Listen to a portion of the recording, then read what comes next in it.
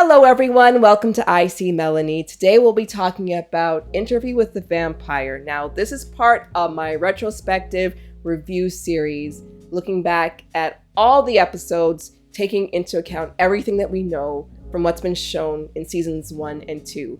This episode today is going to be season 1, episode 2, and what is the title of this? After the Phantoms of Your Former Self. Now this theme is going to be very prevalent in this episode because this is Louis' first episode as a full-fledged vampire. Well, a fledgling vampire, actually. Let's start off with the Dubai part of this story. So when I was watching this again, I had no idea who Rashid was going to be.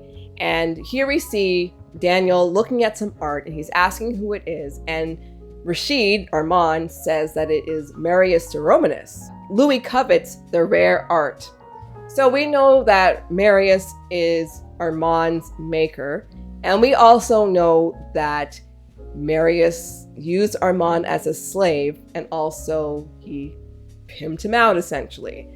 So to think that his husband found this big piece of art and has his husband's slaver pimp displayed right there in their living room or dining room or wherever it is, for him to see every single day, I think that is deliberate torture. And again, this has to do with, I think, both the Dom-sub dynamic between Louis and Armand. Also, I think it's a punishment for what happened in Paris at the trial. And then there's another painting that I looked at it. I said, oh, this looks like a Basquiat. I went to a Basquiat exhibit in New York a couple of years ago. I love his art. Anyway, I was looking at it. I'm like, oh, okay, let me Google this. And I did. And indeed, it is a Basquiat painting. It's from 1982. And guess what the name of this painting is called? Slave Auction. So this is deliberate. Louis is deliberately getting this art to stick it to Armand. I am convinced he's doing that. Also, jumping to season 2, where we actually see their bedroom. For one, we see that there are a bunch of these different panels, wood panels, look kind of like Japandi style. It looks nice, but they remind you of prison bars. So there's that. But there is a set photo that you can't really see when you watch the TV show, but when you see the photo, someone took and put on Instagram or wherever, there is something, and I can't remember exactly, I'll put the picture up here, that represents like a master-slave dynamic. And now let's talk about the actual house, the condo. I have to tell you, I never liked this condo for a couple of reasons. One, it is way too big for 2 people. It is cavernous. It looks cold.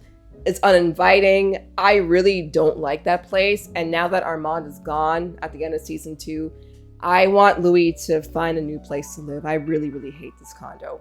There's so much symbolism with this place that really shows how much Louis hates his life with Armand.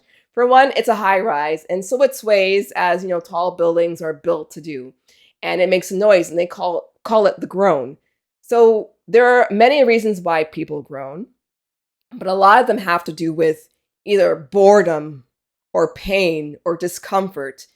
Not nice feelings. And I personally feel as though every time Louis is in that place, which is every day, he is groaning on the inside and probably the outside too. He does not like living there with Armand. Even at the beginning, I think in the last episode where Daniel asks him where his coffin is, and he says, you're standing in it. So he feels as though this whole place is his coffin. We never see Louis leave this place until the very last, 20 minutes of the finale of season 2. He's always there. And now that I know everything, and I know what Louis said about the time he burned down all those people, all those vampires in the coven, is that when you're in your coffin and you're sleeping, you're basically dead to the world.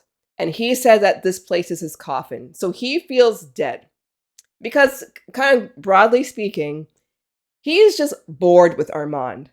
Armand is boring. Oh, this is boring! You're boring! You are so boring! He is a beige pillow. He's dull, dull, dull, dull, dull. And Lestat was a lot of things, but he for sure was not dull. Louis is bored with his life with Armand, but we'll talk more about that later. And I must say, this whole production in this episode with the 9-course meal and Louis coming out at course 7, I think, and how extra Louis was when he was eating that fox or whatever that small animal was in front of Daniel and Damek and everything. It was just, Louis was just doing too much. And again, I think he is doing all this because he is just immensely bored living with Armand and he needs something to zhuzh up his life. Now let's go to 1910. Louis is a vampire. He is being taught by his murderer, mentor, lover, and maker. Lestat shows him how to clean up bodies. He tells him not to eat the blood of somebody who has already died. He tells him not to go after the most obvious person. You have to be very selective in who you select. So don't go for the prettiest girl in the room. Go for the little sad sack man in the corner of the bar. And so he has his first kill. They bring him back to the house and then he goes and he kills him. Lestat is there coaching him the entire time. And then Louis realizes, hey, I gotta go home. And he actually says, I have to go home to Paul. So he's still not even processing that Paul is dead. And of course, this is when he realizes how powerful he is when he throws Lestat across the room. You see the look on Lestat's face, like he loves it because they're so messed up. And then he leaves. Okay. He leaves and he's attacked by the sun and he's all burnt up. Now, we know what Louis is like. I think he would have left the house if Lestat told him, oh no, you can't leave, you can't go out in the sun. He would have left anyway because he does what he wants to do. But Lestat should have told him. And we will see this when it comes to parenting Claudia later on, that Lestat's like, oh, do what you have to do and you'll learn things the hard way. And so, so Louis learns it the hard way, then he ends up coming back. And now Lestat's like, oh yeah, I should have told you that. It's like, games with them. And starting their wedding night, wedding morning. And then he's like, okay, let's sleep now. It's time for us to sleep. And he shows him the coffin. And this scene, this picture right here, is both very intriguing and then very like, I'm not doing that. And of course, we see Lestat, he strips down to nothing. He gets in. And then he tells him, you can be on top. And this is so funny. And I'm so glad Daniel called him out for this because Louis said, oh, in the quiet dark, we were equal. It's like, you guys aren't equal, especially during this time. For one, the white master black student, you're not equal, okay? You barely know anything about vampirism. This guy is withholding things from you. Yeah, he lets you be on top, like, just to placate you. So don't act as though you guys were on equal footing, because you are not. Now let's talk about the race element, and this is going to come to play in 2 different scenes. So Louis is dealing with the Alderman's developer, and of course this terrible man is calling him, oh, you're really smart. You really have a couple brain cells up in there. Just talking to him like, why wouldn't he be smart? He's a smart guy. Just because he's black, he can't be smart. And so Louis is very frustrated. And again, Lestat promised him that this life would make him not have to deal with all the ills he was dealing with before, but he's still experiencing racism. And so he gets fed up and he decides, you know what? I'm able to do this. And I can kill him now. And so he kills him. Then he takes him back home. And Lestat is mad that he killed this guy who is, a pretty notable guy in the town. Lestat believes in discretion. And that makes sense. You don't want to kill everybody because you don't want people to realize that, hey, these guys, I think they're vampires. And so Louis explains to him that he was being rude to him. And he didn't do a very good job explaining to it because he just says, he told me you did a great job. And Lestat's like, well, okay, you're a bit confusing. I don't get it. Why would you kill this guy who told you he did a great job? You did a great job. And he doesn't understand. And it seems as though they've had many conversations in the past based on the wording that Louis used, that he experiences racism and these people treat him pretty badly. And Lestat can't get it. And they end up fighting. And then when they're in their coffins and Lestat says he isn't like going to bed angry. And then he says, if this guy was rude to you or racist towards you, I would have killed him myself. You see, it's the if. It's the if. It's not, I would have killed him myself. It's if this happened to you. As though he's not believing, he can't understand the issues that Louis goes through. So these are some of the growing pains that they're going through as an interracial couple. You know, I never actually thought about the meaning of the word fledgling, and I'm a person, I say full-fledged all the time. I never actually really put the two of them together. So now I understand why Lestat used to always use that word. So then there's the issue of the opera house. So Lestat loves his operas, he loves his musicals.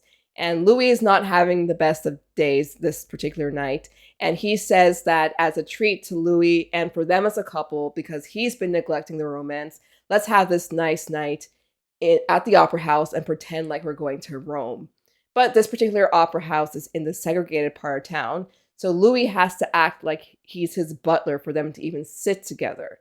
So first of all, they can't show up like a regular couple because they're a same-sex couple. And also they're an interracial couple. So Louis has to play the role of his butler. And you can see, and I would feel the same way too. Like, you're going there with like your man and you have to act as though you're the paid help.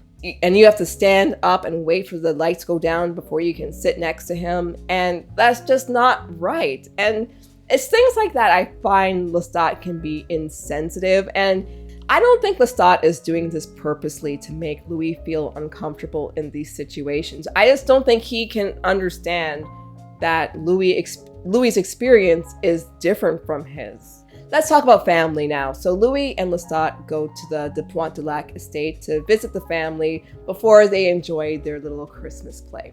So they walk up. I notice everybody who's there eating the pig roast are looking at the two of them. So first of all, they're two men walking together. They're, they're pretty separate, not holding hands or anything like that. But also one is very white. And they go up to Mama Dulac to say hello. And she has stink all over her face. And she makes that comment to Lestat saying, "Oh, I didn't invite your overdressed self." I'm pretty sure that was like a 1910, 1912 homophobic jab she was giving him. Then he goes off, it's like, "Oh, I'm gonna go look at your banjo band, your cute little banjo band, how quaint." Anyway, and then later on, Louise reading her mind, and she's like, "Oh, I guess men like him, they do their nails, and they wear those glasses and things like that." So again, Mama Dulac is just being her oh so lovely, pleasant self. Then he goes and he sees Grace, and she immediately notices that his eyes are a different color. Well, after he takes off his sunglasses. And he's like, "Oh, I'm the same, it's the same me." And then she says, "It's a better you." And this bothered me because him having light teal eyes now doesn't make him any better or any more beautiful than he was with his dark brown eyes. Your brother, Grace, always looks good. He is always good. I love him, okay? So he's not better. He's the same. He's just a little bit different now. Well, he's a lot different now. But I love their interaction otherwise because, he loves his sister. He can tell that she's pregnant with twins. So it's a joyous time. He gives her a big wad of money, and so she's good. But he doesn't see her for several years. She ends up having the twins and another baby by the time he hasn't even met the twins. And I know this episode goes from 1910 to 1916. So it's been 6 years, probably maybe about 4 years at this particular point. And now she's a little upset that he never comes around. Like, "Oh, you're always with him. You're still with him." Like, yes, it's Lestat. I'm still with him. It's complicated. And then the issue with the baby was pretty bad. So Louis is still in his fledgling state, and he is this close to eating his nephew, but he runs out before he has the chance to, drops the baby on the floor. And, it's good that he left him on the floor because you don't want a baby to fall off from a sofa.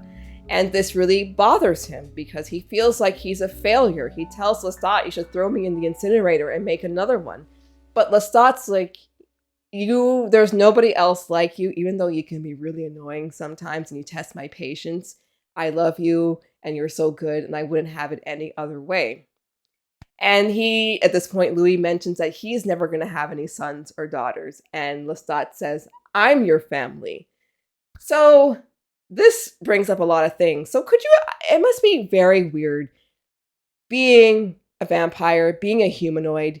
You present like a human, but you are not a human. You can't interact with humans the way you could before. So you're always on the outside looking in, or the inside looking out, or whatever you want to say. You're never really 100%.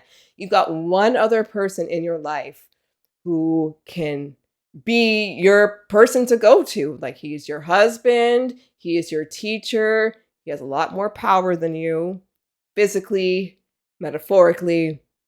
And he's just one person. You want to have a little bit of variety. You want to have a bit more fun. And he mentions that he won't have any sons or daughters. And we know they eventually have a daughter, but they both royally messed that up. We'll talk more about that later. Louis, at this point, he feels like a failure. He feels like a botched vampire. And kind of jumping towards the end back in Dubai, when Louis and Daniel are eating that dessert that Daniel had with his wife back in the day. And Daniel mentions that his wife, half of her eyebrow was a different color and she used to dye it to make it uniform. And then he said that he wishes she kept it the way it was naturally. And for the longest time, I really couldn't understand why that was one of the last lines of the episode. But I guess thinking about it, and let me know what your interpretation is. But in essence, Daniel is mentioning that, you know, he wished that she could accept her for who she is because she is great. And the same way Lestat wishes Louis could accept himself for the way he is because he is great. And also for Daniel, I think he wishes he could accept himself for who he is because I think he's closeted because he is great too. Let's talk about the opera house. So Louis is very excited to see that Lestat is really enthralled by something humans are doing. He thinks that this brings out Lestat's humanity. But of course, this tenor doesn't reach Lestat's standards, and so he is very upset. And I thought it was so hilarious when he brought out the sheet music and he's marking off every part where the guy is messing up. And so he's decided, okay, this guy is no good. I need to eat tonight. I'm going to hunt him. But before I kill him, I'm going to tell him how badly he messed things up and how the original writer would be rolling in his grave. And so they bring this guy back home. Louis sings off yonder. They're at the piano where Lestat's correcting him. Then he eventually kills him. And then Louis yells across the room, "Why do you do that?" And you can even see from the expression on his face, he's like, "Because I want to, because I'm a vampire." And he's like, "Why are you even asking me such a stupid question?" And then Louis is like, "You don't have to do it that way." And this is another example where I love, Sam Reed is such a great actor, oh my gosh, where Lestat goes from 0 to 100. So he says, "Yeah, I do it for fun." And then he says, "Well, I don't tell you you have to do it. Kill them swiftly if you have to, but do it. You are a killer, Louis. You're a vampire." Well, I like to do it. I enjoy it. Well, I don't. You don't have to humiliate him. Well, I don't say that you have to enjoy it! Kill them swiftly if you have to, but do it! Embrace what you are! You are a killer, Louis! So he again is telling Louis, you need to embrace who you are. You are a vampire now. You need to hunt humans. Do it however you need to do it. And don't mess with my method. I've been doing this for over 100 years. And then eventually they come to a compromise. And so Lestat's draining the guy. Louis is seeing what he's experiencing. And even though he hates the fact that Lestat killed him in such a slow way, and this guy has no way to fight back, he is so enthralled by the fact that he can read his mind and he can see what he is experiencing during this death, as sad as it is. And as he says before, Lestat has a way about him. So he goes to the couch and now he's joining him from the other side. And like, it almost looks like a totally messed up romantic scene because Lestat's like cradling his head and they're having this almost intimate experience killing this poor kid. And that's the scene that we end with in New Orleans. As we talked about, there are so many things at play that make their relationship so difficult. And they really aren't a good match for each other because they just have fundamental differences between the two of them. But again, as I say, there is a lot of love there. They do love each other. And Louis is going through the growing pains. He's been a vampire for 6 years now, and he still hasn't gotten used to it. So in the next episode, we'll explore more things that are difficult for them. It will be in 1917, and next episode is actually quite fun. It's one of my, I love every episode of this series, but episode 3 is one of my absolute favorites. So I'm looking forward to talking about that one, but I would love to know, what do you think about this episode? What do you think about my interpretations? What are your thoughts? I would love to have a conversation with you all, so put them in the comments area, and I'll be back for episode 3. Thank you so much for watching. I'll see you later on I See Melanie. Bye.